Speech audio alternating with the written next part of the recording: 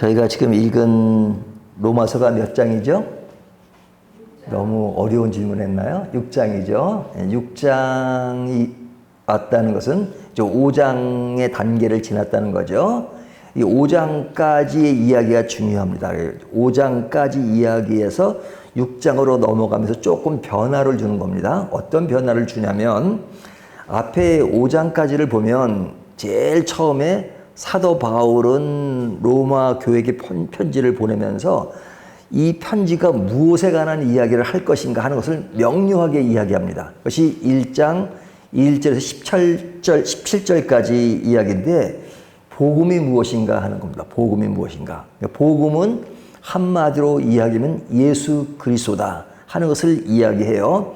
말하자면 서론이면서 총론에 해당됩니다. 그러면서 1장 18절부터 3장 20절까지는 죄에 관한 이야기를 하죠. 죄에 관한 이야기를 해야지만 복음이 설명되기 때문에 그렇습니다. 죄의 이야기를 함으로써 구원이 왜 필요한가 하는 이야기를 하는 거죠. 죄에 대한 이야기를 할 때 상당히 이렇게 분류해서 이야기해요. 이방인의 죄가 무엇이고 유대인의 죄가 무엇이고 우리들의 죄가 뭐냐 하면서 총 결론이 뭐냐, 모든 사람이 죄를 범하였음에 하나님의 영광에 이르지 못한다 하는 죄에 대한 이야기를 했어요. 자, 죄의 결과는 뭐예요? 사망. 사망에 대한 이야기가 사형 선고를 내는 겁니다. 모든 인간은 죄를 범하였기 때문에 다 죽어야 된다. 심판을 받을 수밖에 없다. 그런데 그 심판을 받을 인간이 그 심판으로부터 면면하는, 벗어나는, 해방되는 그 일이 필요하지 않느냐. 그 일을 이루려면 사람이 할 수 없다. 사람이 할 수 없고 심판하시는 그분이 그 문제를 해결해 주셔야지만 가능하다 하면서 하나님의 의라는 말이 나오죠. 하나님의 의. 하나님의 의는 우리를 새롭게 변화시키는 하나님의 뜻이 있었다. 그 뜻을 하나님께서는 그의 아들 예수 그리스도를 이 땅에 보내셔서 십자가를 지게 해서 우리의 모든 죄를 십자가 가운데서 심판을 받게 하시고 그로 인하여 우리에게 새로운 생명을 주셨다 하는 이야기가 3장 21절부터 시작되는 겁니다. 그리고 3장 마지막까지 끝나요. 그러면서 4장에 아브라함의 예를 드는 겁니다. 아브라함의 예를 들어서 아브라함이 구원받은 것은, 의롭게 된 것은 그가 잘나서가 아니다. 하나님의 절대적인 은혜였다 하는 이야기를 합니다. 그러면서 전 5장으로 들어와서 이제 하나님이 너희를 완전히 새롭게 만들었으니까 너희는 이제는 무죄야 라고 이 법정적인 선포를 합니다. 너희는 이제 죄인이 아니고 의인이야. 그래서 그 용어를 신학적인 용어로 칭의라고 합니다. 의롭다 칭함을 받은 겁니다. 그러니까 이제는 이 법정에서 이젠 사형수로 딱 있었는데 전 그 재판관이 너는 이제부터 사형수가 아니고 사형자가 아니고 이제는 무죄야. 죄가 없어. 해방. 이제 나가도 돼. 뭐 이런 겁니다. 그러니까 쾅쾅 뚫렸습니다.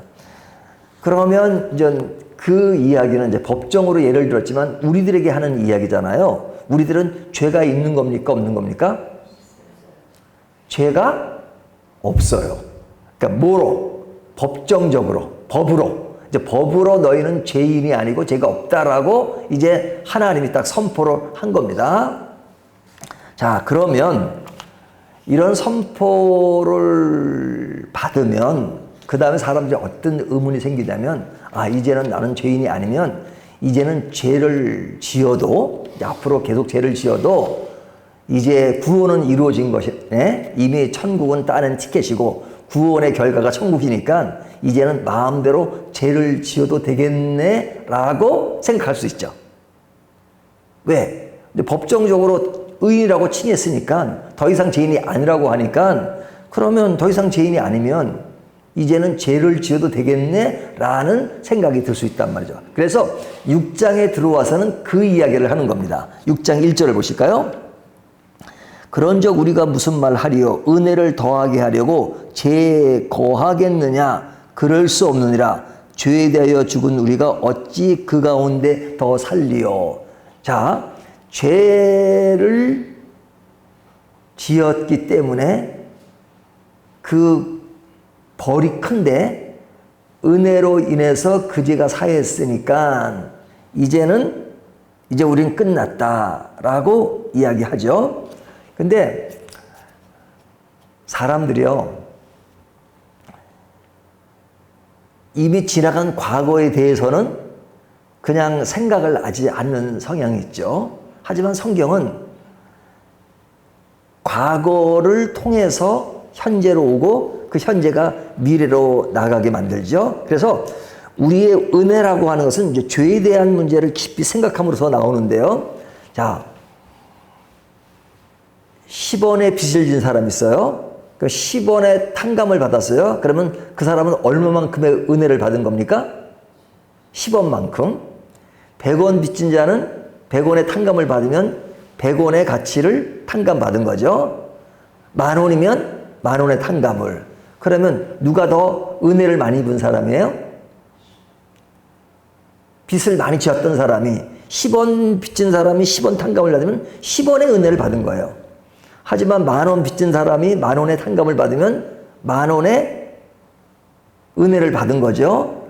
그러니까 10,000원의 죄를 진 사람은 10,000원의 은혜를 받았으니까, 그러면 우리가 또 10,000원의 빚을 지면 또 10,000원의 탕감을 받으면 은혜가 더 크지 않느냐 라는 이야기를 누가 한다면 그 이야기는 정상적인가요? 정상적이 아닌가요? 정상적이지 않죠. 자, 아까 법정 이야기를 했는데 이 사람은 죄가 없어서 무죄가 아니에요. 죄는 있는데 누군가 그 죄를 사해주는 어떤 대가를 지불했어요. 그래서 용서함을 받았어요. 그러면 그 사람은 그 은혜에 대해서 더 깊이 생각하고 더 이상 죄를 짓지 말아야 되겠다라고 생각하는데, 또 죄를 짓는 것을 당연시 여기고 또 괜찮다고 생각하면 뭐예요? 은혜를 남용하는 거죠. 그래서 오늘날 우리 신자들에게 은혜를 남용하는 것이 너무너무 많아요. 이제 구원은 받았으니까 죄를 져도 구원과는 상관이 없다. 그러니까 죄와 구원의 문제는 상관이 없다라고 생각하는 성향이 있단 말이죠. 그것을 지나치게 주장하는 사람들이 구원파예요. 그러니까 자, 이제 굉장히 중요한 얘기입니다. 입장에 들어와서. 우리는 죄가 있습니까? 없습니까? 죄 없다고 성경은 분명히 이야기해요. 그 죄라고 하는 것은 분류하면 자범죄, 생활 가운데 짓는 죄, 원죄.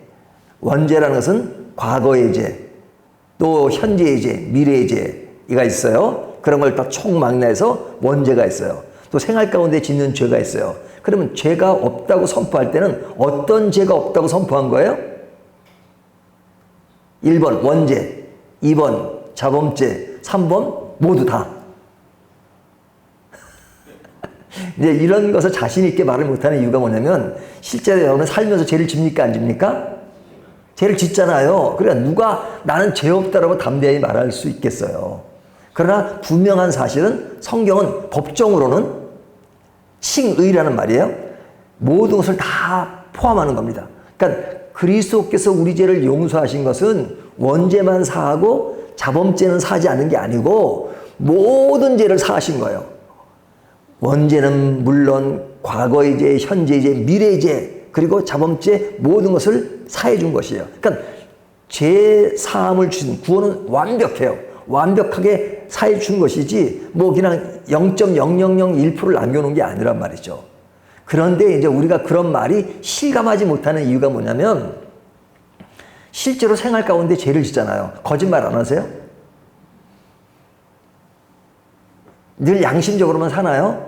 그렇지 못하잖아요. 그런 우리들의 실생활 가운데 그런 죄의 요소가 있기 때문에 우리는 아주 그냥 떳떳하게 의롭다 하는 것을 말을 못할 때가 있단 말이죠.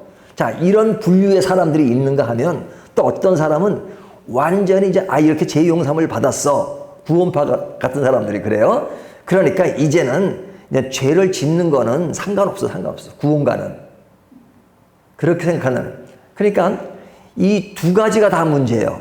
죄를 마음대로 져도 된다는 것도 문제고, 또 반대로 그냥 죄를 여전히 짓고 있다라고 생각하는 것도 문제란 말이죠. 자, 이 문제에 대해서 성경은 명료하게 이야기하고 있어요. 그 명료하게 이야기하는 것이 6장부터예요. 그러니까 앞에 5장까지는 법정적으로 죄가 없다라고 선포한 겁니다.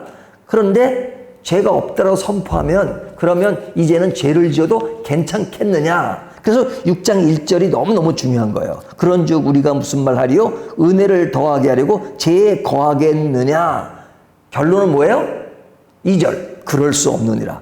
죄에 대하여 죽은 우리가 어찌 그 가운데 더 살리요? 그러니까 죄를 지어서는 된다는 거예요? 안 된다는 거예요?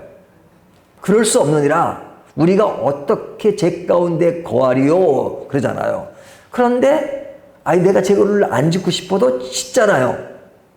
그러면 우리가 생활 가운데 있는 지은 죄는 뭐냐 하는 것을 오늘 본문이 이야기하고 있는데요. 자, 오늘 본문 3절부터 14절까지 이야기는 뭐냐면 강조되고 있는 것이 예수와 합하여라는 말입니다. 3절 보세요. 무릇 그리스도 예수와 합하여 세례를 받은 우리는 그의 죽으심과 합하여 세례를 받은 줄을 알지 못하느냐. 이 세례를 받았다는 것은 실제로 우리가 물세례를 받았다는 것이 아니라 예수 그리스도의 십자가를 세례로 표현한 거죠. 그러니까 예수 그리스도가 죽으실 때, 십자가에 죽으실 때 그때 우리는 어디 있었어요? 예수님이 십자가에 죽으실 때 우리는 어디 있어요? 예수님이 십자가 질 때 우리는 그 당시 살지 않았으니까 우리는 없었죠. 하지만 그 의미는 뭐냐면 예수 그리스도의 십자가는 누구를 위한 십자가예요? 우리를 위한 십자가잖아요. 우리의 죄 형벌을 예수님이 대표로 대신 받으시는 거잖아요. 그렇다면 그 십자가는 누가 달려야 될 거예요?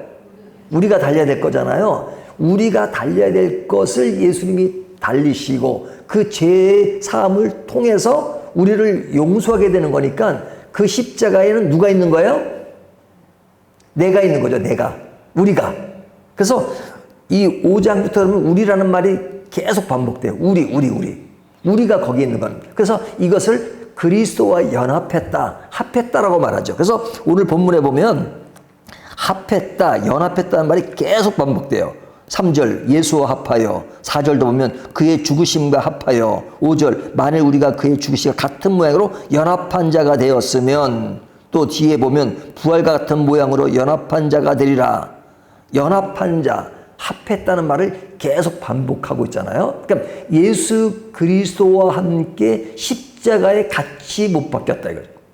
함께 못 박혔다. 그의 죽으심으로 우리의 죄가 죽고 그의 부활하심으로 우리가 그 죽음으로부터 다시 태어났다. 근데 그리스도와 함께. 그러니까 그리스도와 함께 우리의 죄의 몸이 죽었다. 이렇게 말합니다. 또 8절부터도 계속 만일 우리가 그리스도와 함께 죽었으면 또한 그 함께 살 줄을 믿노니, 그리스도께서 십자가에 죽으셨다가 다시 사셨잖아요. 그러면 우리와 함께 사셨다 이렇게 말하죠. 이 이야기를 계속하면서 11절 이와 같이 너희도 너희 자신을 죄에 대하여 죽은 자요 그리스도 예수 안에서 하나님에 대하여 살아있는 자로 여길지어다. 자, 그러기 때문에 우리가 그리스도와 함께 죽었다가 그리스도와 함께 산 자로 여길지니라. 12절 그러므로 너희는 죄가 너희 죽을 몸을 지배하지 못하게 하여 몸의 사욕에 순종하지 말고 너희 지체를 불의의 무기로 죄에게 내주지 말고, 그렇게 말하죠. 자, 이제는 그리스도와 함께 있는 것이니까 그리스도가 내 죄에 대한 모든 대가를 다 받으시고 새롭게 되었다는 것을 강조합니다. 그러니까 우리는 이제 새로운 가치를 부여하는 것이죠. 그러면 이 말이 참 복잡하게 이렇게 뭐냐 이거죠. 예를 하나 들겠습니다. 에브라함 링컨이 뭐로 유명하죠? 노예 해방이에요. 그러면 한 집안에 주인이 있고 노예가 있어요. 그러면 노예는 주인의 말을 들어야 되죠. 근데 이제 어느 날 에브라함 링컨이 이제 노예 해방을 선포했습니다. 여러 과정을 통해서. 그러면 그 선포되는 그 순간부터 노예제도가 폐지가 되고 그 집안의 그 사람은 노예가 아니에요. 근데 노예 해방이 선포됐지만 살기는 같이 살아. 그러면 그 순간부터 노예입니까? 노예가 아닙니까? 노예가 아니죠. 그의 말을 들을 필요가 없어요. 주인도 아니에요. 주인의 말을 들을 필요가 없어요. 하지만 같이 살아요. 그러니까 주인은 옛날 습관대로 종에게 너 물 좀 떠와. 노예 물 떠와 그래요. 그러면 노예가 물을 떠올 필요가 없잖아요. 근데 옛날 습관이 있기 때문에 물을 다시 뜨러 가요. 그러면 그 종은 그때 내가 왜 물을 뜨러 가지? 물 뜨는 것에서 그냥 중단하면 되죠. 그럴 필요가 없는데 습관이 있단 말이죠. 그러니까 우리는 법정적으로 완전히 무죄라고 선포됐지만 우리에게 뭐가 있는 거예요? 옛성품이 있는 거죠. 옛성품. 옛성품이 뭐냐면 죄로 물든 옛성품이 남아있어요. 그 남아있다는 것은 뭐냐면 이렇게 표현할 수 있어요. 나무를 자르면 그 나무는 산 나무예요? 죽은 나무예요? 그릇터기는 살은 거지만 잘린 나무는 죽은 거죠. 하지만 그 죽은 나무가 바로 죽는 게 아니고 죽은 거예요. 자른 거니까. 그러지만 그 안에 수분이 있어가지고 수분이 있는 동안 꽃도 피고 그러기도 하죠. 잠시 동안.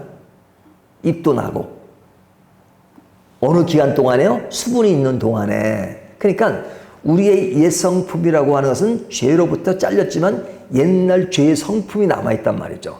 그 성품이 남아있는 그 기간 동안에 우리는 죄의 모습이 나타나요. 그러니까 우리가 살아있는 동안에는 옛 성품에 그대로 남아있는 때죠. 그러니까 법정적으로는 무죄지만 우리에게 죄에 대한 요소들이 나타나서 우리의 삶 속에 죄를 짓는다고 이렇게 말을 하는 거죠. 자, 그렇다면 우리에게 두 가지 요소가 필요한 겁니다. 법정적으로 무죄라는 것을 인식하는 겁니다. 난 죄가 없어. 하나님 나를 죄 없다고 말씀하셨어. 그런데 옛성품으로 죄를 짓는 모습이 나타나면 어떻게 돼요? 다시 법정적인 의미, 나는 무죄라고 선포된 의로운 사람이야 라고 그것을 다시 인식하면서 내가 그렇게 선포된 사람으로서 그런 죄의 모습이 나오면 안 되지. 왜? 이 죄는 내가 잘나서가 아니라 용서하면 내 잘나서가 아니라 하나님의 은혜로 되어진 것이고 그리고 그리스도와 함께 십자가에 함께 못 박힘으로 모든 심판의 단계를 거친 나기 때문에 그래서는 안 된다 라고 얘기하는 거죠. 그래서 엄밀한 의미에서 우리가 죄를 회개한다는 말보다는 고백한다는 말을 쓰는 겁니다. 내가 그런 옛성품이 남아있는 것을 잘못했구나 라고 고백하는 것. 그래서 죄를 회개한다는 것은 죄가 있는 상태를 다시 죄가 없게 하는 것이 아니라 이미 죄 용서함은 이미 다 받은 거예요. 다 받았지만 죄의 요소가 나타나는 그 옛성품에 대해서 하나님이 이렇게 구원하셨음에도 불구하고 내가 또 옛날 버릇이 나왔네요. 용서해 주세요. 라고 이야기하기 때문에 엄밀한 의미에서는 고백이라고 말한다 이거죠. 하지만 우리가 이런 신학적인 용어가 너무 복잡하니까 그냥 우리가 습관적으로 하나님께 회개하고 용서를 받는다고 하죠. 그러니까 이런 그 신학적 교리적인 의미가 우리를 지배해야 돼요. 제가 늘 말씀을 전해볼 때 우리에게 신학과 교리가 우리 삶을 지배하는 것이 아니고 우리의 삶이 지배해야 된다라는 것을 늘 강조하죠. 하지만 그 이야기는 우리에게 신학과 교리가 필요 없다는 것이 아니에요. 그것이 우리 기초를 다지고 있지 않으면 우리가 쉽게 흔들릴 수가 있어요. 그래서 우리의 삶의 문제는 바로 이러한 교리가 우리를 지배하고 있어요. 그래서 로마서가 너무너무 중요한 것입니다. 자, 오늘 말씀은 우리가 이러한게 새로운 것은 향할 수 있는 것은 우리에게 주인이 바뀐 겁니다. 우리 주인은 새 주인이 바뀌었어요. 주인이 바뀜으로써 우리는 새로운 주인 밑에서 새로운 삶을 살아갑니다. 그것이 뭐냐면 우리에게 새로운 성품이에요. 그래서 우리는 죄를 지으면 더 죄에 더 민감해지는 겁니다. 은혜 아래 있기 때문에 죄에 대해서 둔해지는 것이 아니라 하나님이 나의 죄를 용서하셨고 그 많은 대가를 다 지불하셨는데 내가 또 죄를 져? 그러면 안 되는데 하나님 법정적으로 나를 무죄로 선언했지만 또 죄를 지는 그 모습이 있으니까 용서해 주세요.